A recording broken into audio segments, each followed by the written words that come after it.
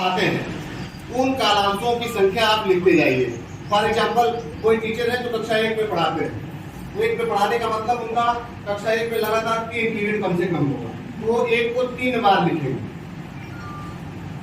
अगर वो 4 में या 5 में पढ़ा रहे हैं तो इसका मतलब वो 4 में 4 लिखेंगे, 5 में 5 लिखेंगे और 6, 7, 8 में पढ़ा रहे हैं तो अपना जो भी है वो लिखेंगे। ठीक है सर, लिख लेंगे। लेकिन ध्यान रहे कि जितने कालांश और उतने ही विषय आप पढ़ाते हैं तो वो भी लिखना, और उतने लिखने के बाद जब आप इधर आएंगे तो 3 कॉलम आपको और मिलते हैं। एक कॉलम मिलता है लर्निंग आउटकम का, दूसरा कॉलम मिलता है प्रैक्टिस का और तीसरा कॉलम मिलता है आकलन का। और जैसे ही आप उधर आओगे तो आप ध्यान से देखना खटाखट कि एक के बाद एक आप अपनी चीजें व्यवस्थित करते जाएंगे। जैसे हम उदाहरण लेते हैं कि समय सारणी में आपने विषय डाल दिया और वो डाल दिया। अब अगर आप कक्षा 1 में पढ़ा रहे हैं तो जाहिर बात है मैडम उसमें तैयारी है। पहला है मौखिक भाषा विकास, दूसरा है डिकोडिंग, तीसरा है पठन विकास, यानी कि 3 पीरियड आपके लगातार इन रो बन गए। अब अगर मान लो आप 4 में पढ़ा रहे हैं और 4 में अंग्रेजी पढ़ा रहे हैं तो 4 की आप अंग्रेजी लिखिए और अंग्रेजी के पाठ का नाम, जो पाठ आप पढ़ा रहे हैं उस पाठ का नाम लिखिए कि कौन सा पाठ है और उसकी संख्या लिखिए।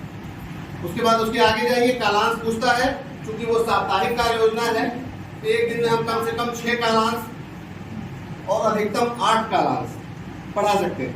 कम से कम 6 और अधिकतम, इससे ज्यादा हम पढ़ा नहीं पाते। ये मतलब परिस्थितियां बताती हैं। तो अगर आप 6 पढ़ाते हैं तो आप उसमें 6 बार 6 लिखेंगे, और अगर आप 8 पढ़ाते हैं तो 8 बार 8 लिखेंगे, यानी कि वो आपके। और उसी के बगल चलिए अपने साइन बनाएंगे जिनकी डायरी है, और डायरी के ठीक बगल हेडमास्टर आपकी कार्य योजना को साप्ताहिक अप्रूव कर देगा। मैं आप सभी से निवेदन करता हूँ, ये साप्ताहिक योजना आप शनिवार को ही 20 मिनट की बैठक में आप बना।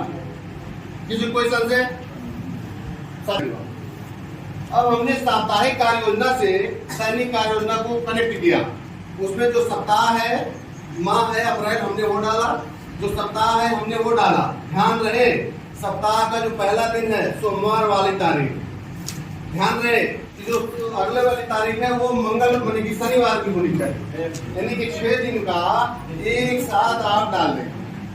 ठीक है, अब तय हो गया कि उसमें जो डायरी है उसमें एक सोम चलेगी, एक मंगल चलेगी, एक बुध चलेगी, एक बृहस्पति चलेगी, शुक्र चलेगी और शनि चलेगी। तो हम कैसे करें? तो आप जब भी देखेंगे, मैडम मैं ये कहना चाह रहा था कि लोग अगर बुक उठाएं अपनी दैनिक डायरी पर आ जाएगी तो क्या क्या पड़ गया? माह पड़ गया, और माह के बाद तारीख पड़ गई। तारीख किसकी होनी चाहिए? सोमवार की। और तारीख किसकी होनी चाहिए? शनिवार। और उसके बाद जो वहाँ पे कक्षाएं हैं आप उसमें अपने कालांश लिख देंगे, जो उसके केवल विषय है उसमें आप पूरे विषय लिख देंगे। उसके बाद आता है लर्निंग आउटकम। तो सोमवार को मैडम पहले दिन, जैसा कि हमारा सबका कहना है कि सुनना, बोलना, पढ़ना और लिखना, तो आप सुनना के साथ साथ देखना आगे। तो हमारा देखना कहाँ सुनिश्चित होता है? ऐप में।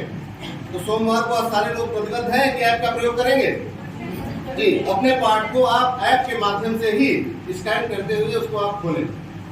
जैसा हम लोग जो आपको प्री प्राइमरी का भेज रहे हैं, जो भी लिंक भेज रहे हैं वो भी मैम सारे दीक्षा के ही। तो अगर आप उसको खोलते हैं तो आप सीधे दीक्षा में जाते। तो पहले दिन ऐप पर काम, और दूसरे दिन जी मैडम ने सही कहा कि दूसरा दिन जब हम करेंगे तो उसी पाठ को मैम करके सीखने का अवसर देंगे। जब हम करके सीखने का अवसर देंगे तो करके सीखने में क्या शामिल है? टीएलएम आपके पास कितने हैं? 3 तरह के, चित्र, चार्ट, पोस्टर, जो आपने विभाग ने आपको दिया है, गणित के, विज्ञान के जो विभाग ने आपको दिया है। अगर आप स्वस्फूर्त शिक्षक हैं तो आप जो बनाते हैं उसको भी आप शामिल करें। शर्त यही है कि टीएलएम वह नहीं है जो आप मार्केट से खरीद के लाते हैं, टीएलएम वह भी नहीं है जो आप अकेले बनाते हैं, टीएलएम वह है हाँ जिसमें आपका मंगलवार आपका मंगलमय रहेगा। तीसरे दिन जब हम आते हैं तो तीसरे दिन है पठन। तो पठन में है प्रश्नोत्तर विकास। जैसे मैं सवाल नहीं पूछूंगा, आदत नहीं है मेरी सवाल पूछने की, फिलहाल लग रहा है कि ये क्वेश्चन पूरा नहीं होगा। जैसे हमने कहा कि बोधात्मक प्रश्न और ज्ञानात्मक प्रश्न में अंतर क्या है? बोधात्मक प्रश्न और ज्ञानात्मक प्रश्न में अंतर क्या है? मोर कंफ्यूजन आप बताएंगे तो अपने मतलब हम अपने हाई लेवल के हिसाब से बताते हैं, लेकिन मैं एक लाइन में क्लियर करता हूँ आप सभी के सामने कि 0 से लेकर 9 तक की संख्या को बच्चा देखकर, सुनकर, करके या पढ़कर या लिखकर सीख सके। अगर ऐसे प्रश्न आप बनाते हैं वो ज्ञानात्मक प्रश्न। और इन्हीं 0 से 9 तक की संख्या से जब आप जोड़, घटाना, गुणा, भाग, संक्रियाएं याद करते हैं वो आपकी बोधात्मक प्रश्न। तो जब एज ए टीचर जब हम सभी आप काम कर रहे होते हैं सर मैडम, तो हम ये ध्यान दें कि बच्चे के तीसरे दिन उन पाठ के पीछे के जो प्रश्नोत्तर है, खाली स्थान भरो, बोधात्मक प्रश्न, एक लाइन में आने वाले प्रश्न या विस्तृत प्रश्न, तो आप उनको बता सकते। तो तीसरे दिन वो व्यवस्थित करें। खास करके 4 से 8 वाले जो अध्यापक साथी है वो इस पर ज्यादा फोकस करें।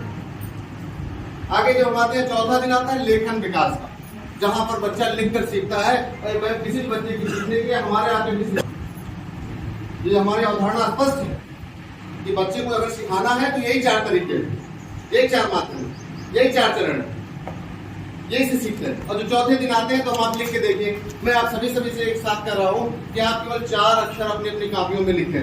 लिखिए गा, लिखिए फटाफट। तो लिखिए गा, माँ, ना, फटाफट। जो लोग नहीं लिखना चाह रहे हैं वो निपुण भारत बनाने में धरती पर बोझ के समान। ये मिशन निपुण भारत मिशन में अगर आपको लगता है, निपुण भारत मिशन में अगर आपको लगता है कि आपका निर्णय करने वाले महान आत्मा डीडी सर हैं और आपके बच्चों को निपुण बनाने के लिए कोई रॉकेट साइंस वाली कोई थीम आने वाली है, तो मास्टर साहब और मैडम आप भूल जाइएगा। आप ही हैं और गलत ना है तो मुझे बताना। किताब से चेक कर लो मैडम। ये नकल बता रही है। आशा करता हूँ कि आप इन आकलन कब, जब आप भाषा में है, हाँ सही है। देखिए मैडम कंट्रोल गणित में पक्का करना है कि आकलन वो लोग जो भाषा या भाषा से जुड़े हुए विषय पढ़ाएंगे वो ERAC को ध्यान में रखते हुए, ठीक है, उसमें आप 6ठे दिन आकलन करेंगे। और जो गणित के लोग हैं वो ELPS का ध्यान रखते हुए 5 मिनट आकलन आया आपका। यही आपके उसमें भी आया कि जो हमारा दैनिक आकलन आप समझ रही ना, 1, 2, 3 में जिसकी मैडम ने चर्चा की। दैनिक आकलन जो हमारा 1, 2, 3 में है वो इसी टाइप, राइट। आगे चलते हैं। अब मान लो अगर हमने भाषा हम पढ़ा रहे तो हमने 5वें दिन आकलन किया, तो आकलन हम किसका करेंगे? जो पहले दिन एप्स में पढ़ाया था। आकलन हम किसका करेंगे? जो दूसरे दिन हमने TLM में पढ़ाया। आकलन हम किसका करेंगे? जो तीसरे दिन हमने प्रश्नोत्तर विकास पर काम किया था। आकलन हम किसका करेंगे? जो चौथे दिन हमने लेखन विकास पर काम किया।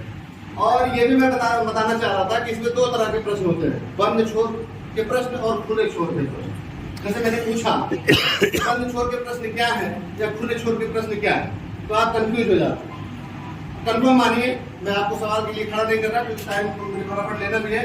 तो 2 धन 2 बराबर 4। ये बंद छोर का प्रश्न है कि खुला? कितने लोग कह रहे बंद, कितने लोग कह रहे खुला? क्या चुपचाप एकदम साफ बोलिए। 2 धन 2 बंद है।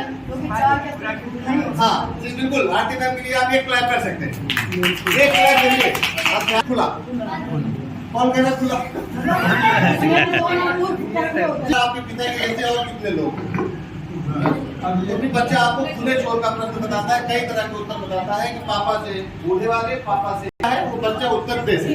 जैसे एक उदाहरण है हमारा कि और कितने बच्चों को उपचारात्मक मिलेगा। जैसे ही ये बात आए तो आप फटाक से, शनिवार आ गया, शनिवार जब आ गया तो शनिवार की बैठक में आप पुनः सुनिश्चित कर देंगे। जिन बच्चों को नहीं आया है उनके लिए उपचारात्मक की व्यवस्था करेंगे।